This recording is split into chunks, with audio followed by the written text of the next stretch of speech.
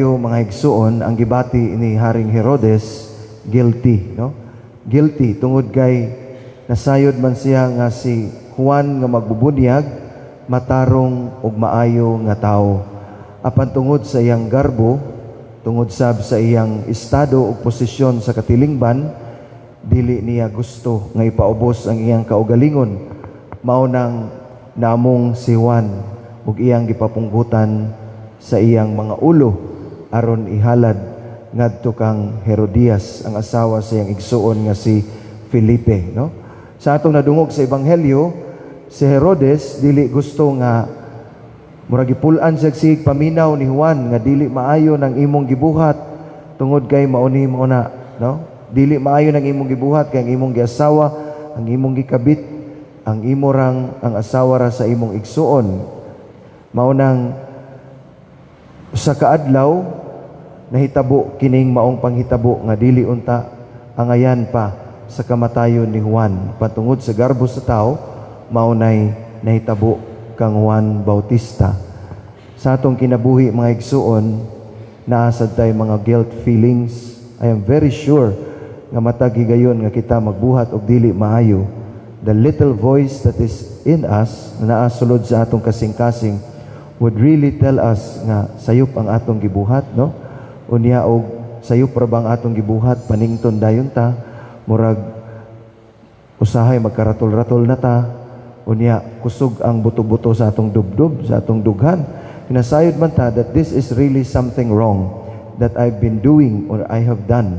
Dili ni maayo diha sa kanang atubangan sa Ginoo. Pero pasalamat na mga igsuon kung mubati ta ni ining mga butanga, taliwala ni anang tanan nga mga panghitabo. Tungod kay buti pasabot, naa pa di ay tay mga konsensya, naa pa di ay tay mga pagbati, mubati pa di ay ta og guilt feelings nga dili maayo ang atong gibuhat. Sama kang Juan nga, sama kang Haring Herodes, kibati niya ang dakong guilt feeling, no? Nga dili man ta angay gining tawhana. But because I have said something, kinahanglan ako ning buhaton. Sa atong tagsa-tagsa ka kinabuhi, there are many times siguro, dili lang usa, duha, tulo, upat, lima, napulo kay gayon nga magilty ta sa atong mga binuhatan. And that would be okay. Tungod kay gipabati pa sa Ginoo nato nga ang atong pagbati dili pa di ay ta manhid. Mubati pa di ay ta nga dunay maayo pa o dautan pa nga atong pagpanagtimbang-timbang sa atong tagsa-tagsa ka huna-huna. Parehos ra gud na mga igsuon sa akong napanid-an kining atong devotional mass matag Sabado. I would really not want to insist nga magtukod og grupo mahitungod pasidungog sa atong mahal nga Birhen Maria, Nuestra Señora de la Paz, Ibuen Biyahe. Kay kung ako ang mag-insist, isip Kura Paroko nga maghimo ta og grupo for Mama Mary under the title Our Lady of Peace and Good Voyage. Kung wala sa kasing-kasing ninyo sa mga parokyano, dili gyud na magpadayon, no? Sa akong una-una ningong mahal nga Birhen, sa makonsensya lang nila, labay-labayan kanila diri matag adlaw nga tanan, makit-an kanila ikaw ang ilang gipili nga patrona. And then pag abot na ako dinhi, walay nagdiboto sa mahal nga Birhen. Siguro naa, pero silently in their hearts nga gusto unta nila nga i-express ang ilang devotion ngadto sa mahal nga Birhen. And later on, nang labay ang mga bulan ug ang mga adlaw, doon na mga pipila nga voluntarily sa ilang kasing-kasing nga gustong magpasidungog sa mahal nga Birhen. And I think that is what personal devotion is all about. It should be coming from the heart of each one of you, not coming from me nga Kura Paroko nga gitamod ninyo nga taong simbahan, kundili it should be coming from you because that is your personal devotion. The same thing with the devotion sa God the Father. Moingon gihapon ang uban nga mga grupo sa tibuok Pilipinas, daghanay mga nagkalain-lain nga grupo.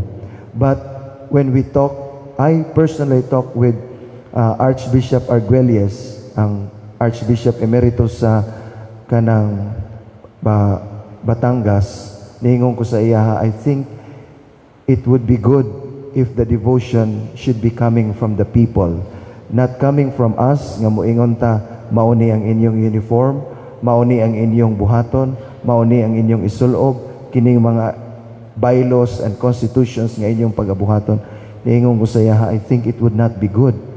It should be coming from the people, because most especially the devotion to God the Father is not something nga murabag gitudlo-tudlo lang sa atong simbahan o niya na grupo-grupo lang ta, but this is a following of the spirituality of Jesus. Ang atong gisundan ang espiritualidad o kinabuhi ni Kristo, so that we can go back to the Father. Because of sin, we were separated from the Father, and now we need to come back following the footsteps of Jesus, and especially asking the intercession of the Blessed Mother. That's why August 7 nga iyang gipangayo sa Dios nga Amahan is not a feast day, but it is a consecration day, to consecrate ourselves again to the Father and to thank Him for the many blessings nga iyang gipaambit kanato dinhi sa kalibutan. Good and bad, there are reasons nganong nahitabo ang mga panghitabo sa atong kinabuhi. The same thing sa atong nadungog karon sa Ebanghelyo. Makaingon siguro ta daotang tao si Herodes kay iyang gipapunggutan papatay si Juan nga magbubunyag, which is a good man nga dili unta angay nga patyon. Apan sa laing bahin dunay iyang gibati nga guilt feeling tungod kay nasayod siya, no? We do not know what happened to Haring Herodes after nga iyang gipapunggutan si Juan nga magbubunyag. Probably dako ang iyang konsensya kaayo, or probably he was converted silently, nibalik siya sa Ginoo because he knew nga dili maayo ang iyang gibuhat. Sa atong pananaw, siguro makaingon ta kriminal man to si Haring Herodes, but we do not know at the last minute of a person's life basin ang conversion mahitabo.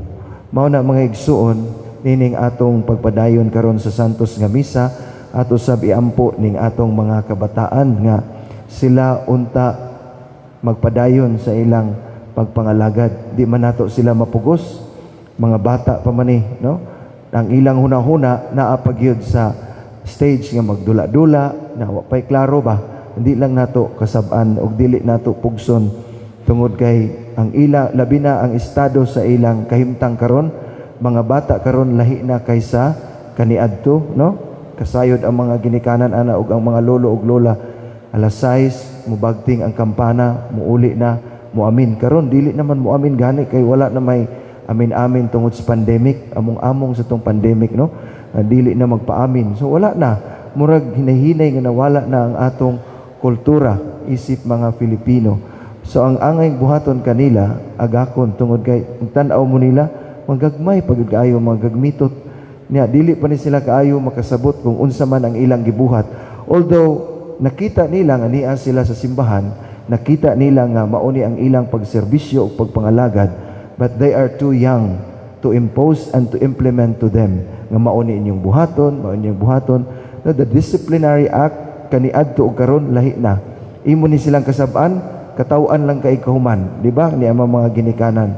Usahay maghiwi-hiwi pa na silang baba, no? Imo na silang kasab-an, awa na. So ang angay buhaton is to take good care of them. Agakon sila aron nga ang ila bitawng young mind nga sa ilang pagpangalagad mutubo ug mulambo hangtod sa hangtod, and they would say mupadayon ko sa pagpangalagad because I have seen nga mauni ang akong bokasyon sa kinabuhi, no? Makonsensya pud unta sila ba, no? Magilty sa unta mo nga gipalitan mog sinina o niya pang inyong mga ginikanan niya pagkahuman ni ana magdula-dula ra mo, dagan-dagan ra pod, no? Kinahanglan niya naman ta sa simbahan, mga lagad naman mo unya magsugod na mo pagpanglantaw sa inyong umaabot nga kinabuhi sa pagtuo. Nasabtan wala.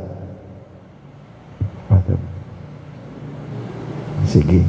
Atong isunod karon ang seremonyas sa ilang pagpanumpa.